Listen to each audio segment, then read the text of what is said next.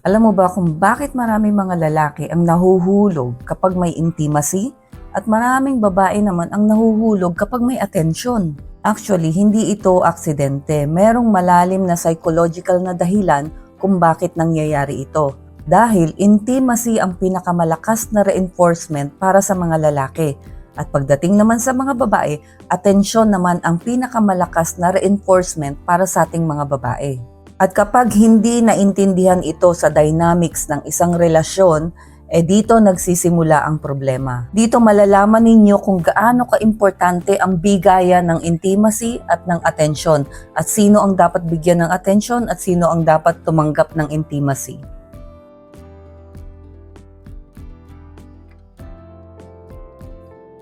Ayan, welcome back sa aking channel. Ako po muli si Lorely, ang inyong Ate Lors.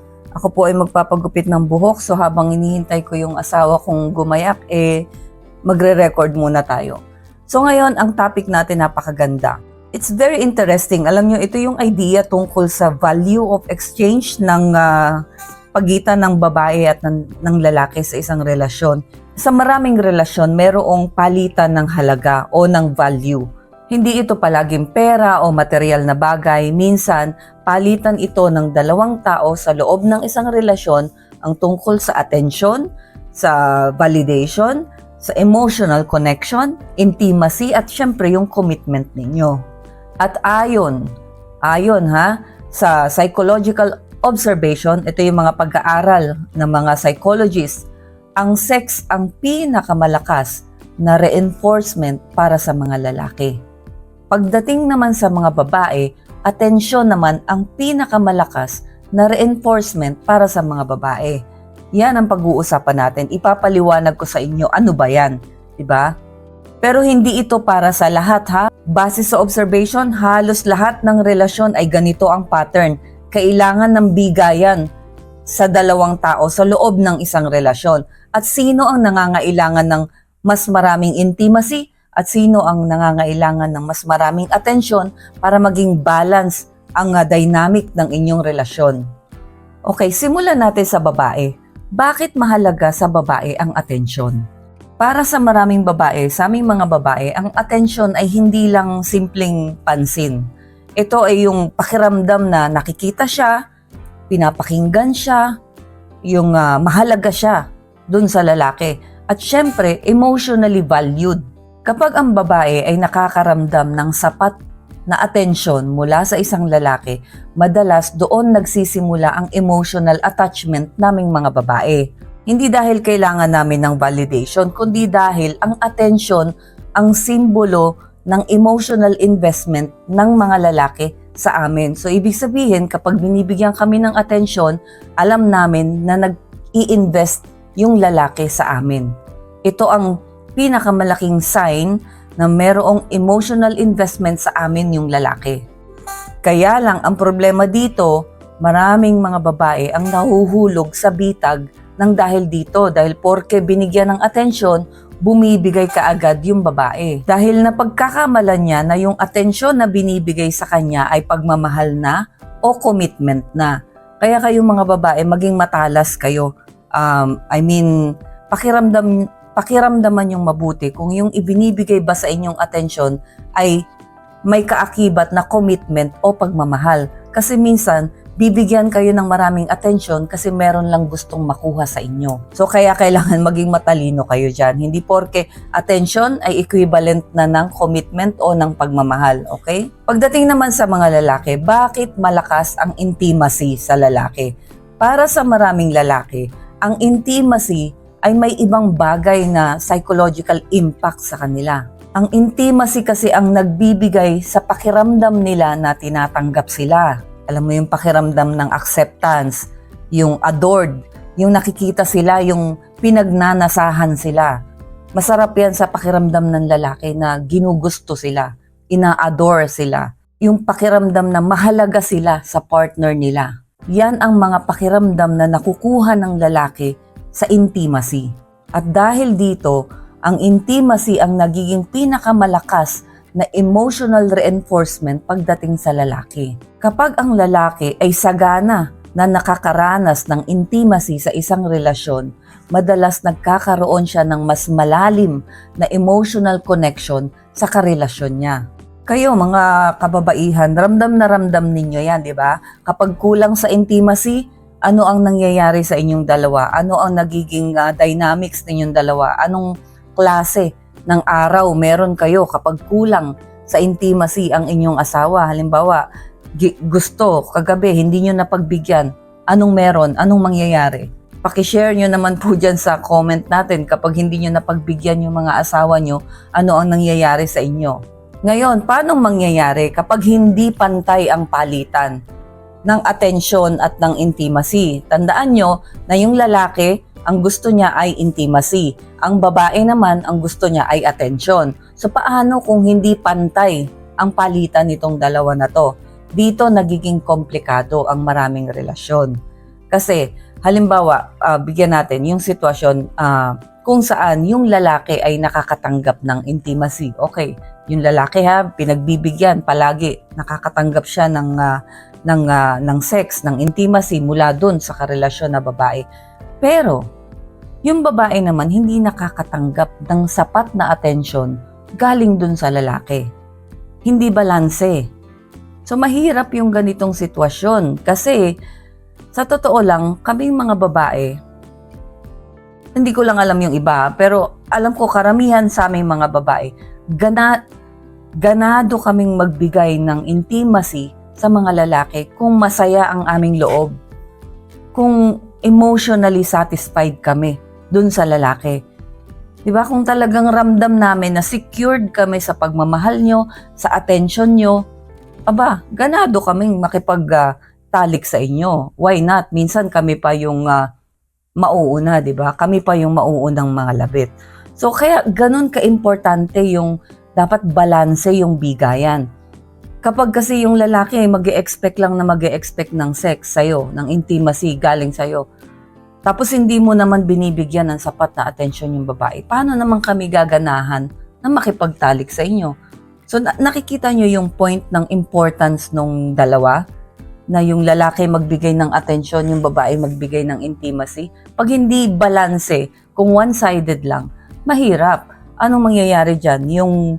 Kung hindi mo bibigyan ng sapat na atensyon yung babae, tapos gusto mo bibigyan ka ng intimacy palagi, ang mangyayari dyan, kaplastikan na lang, magiging responsibilidad na lang. Halimbawa, ako yung babae, sige, makikipagtalik lang ako sa'yo kasi responsibilidad ko. Hindi talagang bukal na bukal sa loob ko na ibigay sa'yo yung sex or yung intimacy na kailangan mo. Samantalang kung nakakatanggap ng sapat na atensyon, sapat na pagmamahal yung babae, kayo mga lalaki, ramdam nyo yan. Kapag maayos kayo dun sa asawa nyo, hindi siguro lahat kasi syempre marami tayong i-consider dito. Merong mga physical attribute yan, halimbawa magme-menopause na or menopause na, yung mga ganon, yung babae wala nang gana. So, i-exempt nyo yung mga ganong sitwasyon. Pero dito, ang pinag-uusapan natin, nasa normal na sitwasyon tayo, yung parehas pang active yung katawan sa pagtatalik. So, kung alam na alam nyo yan, mga lalaki, kapag napagbigyan nyo ng magandang atensyon yung inyong asawa, hindi ba? Nagbibigay din sila ng magandang intimacy sa inyo. So, aralin nyo, tingnan nyo yung dynamics nitong bigayan nitong dalawang bagay na to. Tapos eto naman yung kaninang sinasabi ko sa mga babae, huwag kayong malilito. Hindi porke binigyan kayo ng sapat na atensyon ng lalaki. Halimbawa, hindi pa kayo mag-asawa, nagliligawan pa lang. Huwag niyong iisipin kaagad na yung atensyon ay equivalent ng commitment kaagad, ng pagmamahal kaagad. Baka magpaloko kayo, baka meron lang gusto sa inyo, gusto lang palang makipagtalik sa inyo. Nung nakuha na kayo, nawala na yung atensyon. Ngayon nga, ngawa-ngawa kayo ngayon. So dapat aralin nyo mabuti bago kayo bumukaka. Alam mo yung bago kayo bumigay. Aralin nyo mabuti kung ano ba yung atensyon na ibinibigay sa inyo. Pagmamahal ba yan? Commitment ba yan? O atensyon dahil may gusto lang makuha sa inyo.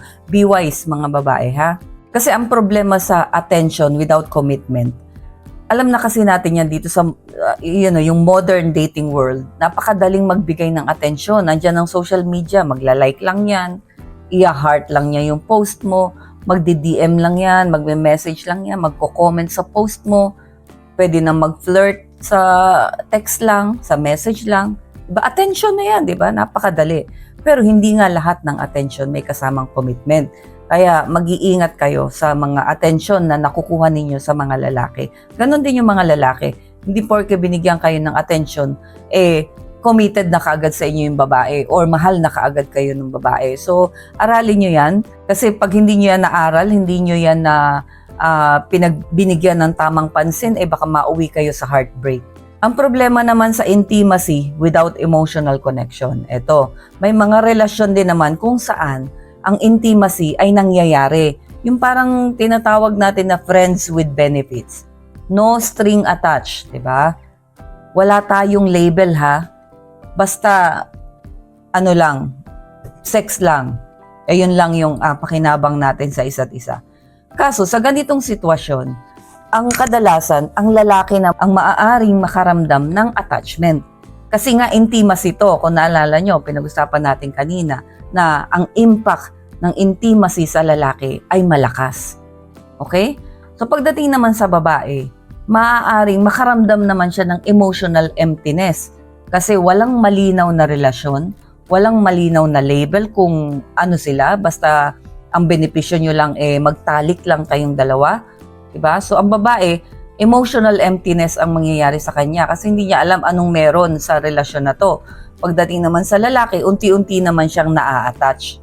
Pero dahil nagkasundo kayo na more on intimacy lang kayo, walang emotional connection, dito magkakaroon ng misunderstanding. Diba? Unless na talagang pinangatawanan nyo na sexual benefits lang talaga yung connection ninyong dalawa. Ito, yung power dynamic sa relasyon. Pagdating naman sa power sa relasyon, ganito naman ang nangyayari. Nagkakaroon ng power imbalance. Kung ang isa ay mas maraming option, yung mas maraming option na pakiramdam niya pwede siyang magpalit, marami siyang pwedeng ipalit sa'yo, marami siyang option, ang power nasa kanya. Kasi madali sa kanya mag-walk away. Madali sa kanyang kontrolin ang emosyon mo, ang relasyon nyo. Madali siyang mag-set ng kondisyon. Kasi siya yung may power, kasi siya yung may option. Pwede kitang ipagpalit. Marami akong ipapalit sa'yo. Mas marami pa dyan. Mas maraming nagkakagusto sa akin. So pag ganito, siya yung may power sa relasyon. Siya yung may control. Pero kung yung isa naman, masyadong emotionally invested, siya yung vulnerable sa relasyon. Ngayon, kung ikaw yung vulnerable sa relasyon, ikaw yung takot maiwan, ikaw yung takot hindi mahalin, ikaw yung maghahabol. Kasi ikaw yung emotionally invested dito sa relasyon na to. Kaya ganito ka-importante yung mahalagang maintindihan natin yung pagbabalanse ng pagbibigay ng attention, pagbibigay ng intimacy, at pagbibigay ng commitment sa isang relasyon. Ang healthy at balanced na relasyon ay hindi dapat parang transaction yung pagmamahal ninyo. Yung, bibigyan kita ng atensyon, bigyan mo ko ng sex. Diba? Hindi. Kailangan mutual respect yan. Emotional connection nyo, balanse.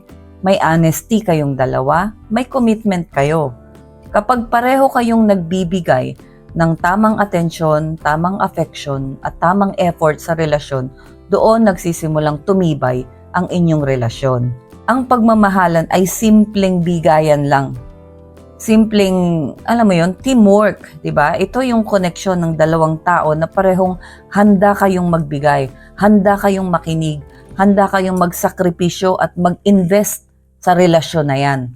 Kapag naiintindihan ninyo ang psychology ng attention at ng intimacy, mas magiging malinaw kung bakit may mga relasyon na tumatagal. Diyan yung maiintindihan, kaya pala ang tagal na nilang magkasama, okay pa rin sila. Kaya pala yung relasyon nila ay unti-unting nawasak. Kasi wala na silang intimacy, wala na silang attention na ibinibigay sa isa't isa. So I hope ay nagustuhan ninyo ang topic natin today at sana makasama ko pa kayong muli sa mga susunod pang mga video. Thank you!